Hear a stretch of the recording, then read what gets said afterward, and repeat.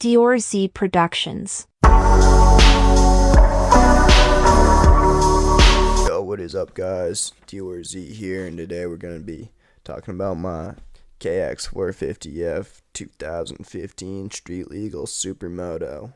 Before we get into it, got to give a shout out to my mom, got to give a shout out to CRF Aaron, got to give a shout out to my mechanic, Derek, all you guys put in work to get this bike on the road. And finally, we got it there, so let's get into it.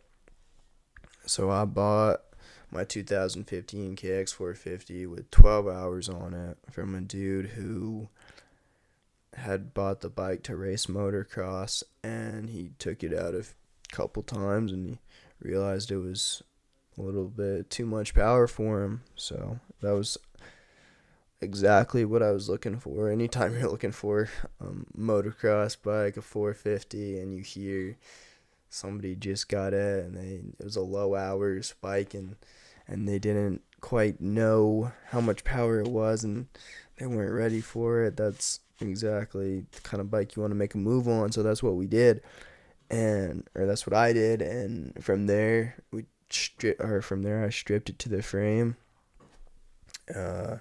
I'll just go over everything I added on. So when I stripped it to the frame, I took the swing arm, I took the frame, I took the subframe, I had all of those powder coated. I slapped on a pair of SFF air forks, had those airbrushed before I slapped them on. I pretty much had everything that I kept stock airbrushed to fit the black and purple color scheme, and then I just threw on all kinds of aftermarket goodies. I'll just go down the list right now. I threw on a Pro Circuit shift lever, a Magura hydraulic clutch, Bold Designs plastics, a Bold Design seat cover, and then the Bold Designs Locus I 3.0, which is made for a KTM, but with some splicing and dicing on the electrical harness. Thanks in no small part to my mechanic Derek, it is possible to fit a Locus I on a KX450. Put a KTM EXC front cowl on it to house the light, which that's also possible to fit on a KX450, barely. From there, I also put on a street OHV kit, or I had Derek help me with a street OHV kit. I'm not the best with wiring, especially when it comes to a bike that had a wiring harness that was only running the spark plug. Also put on an aux handbrake, put on a 12 bar, put on some 50 stun axle sliders. Still looking for a pair of bar ends right now, because any stunt bike needs a pair of sliders and bar ends. Protect your levers, protect your rims.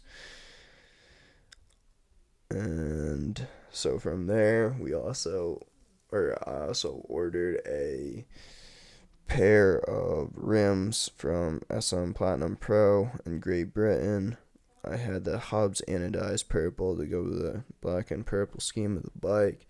Then on those rims, I slapped some Continental Conti Attack Evos, and that was pretty much most of the aftermarket things. And then it was just a matter of putting everything together, which was definitely a process. Took about a weekend, but got it done.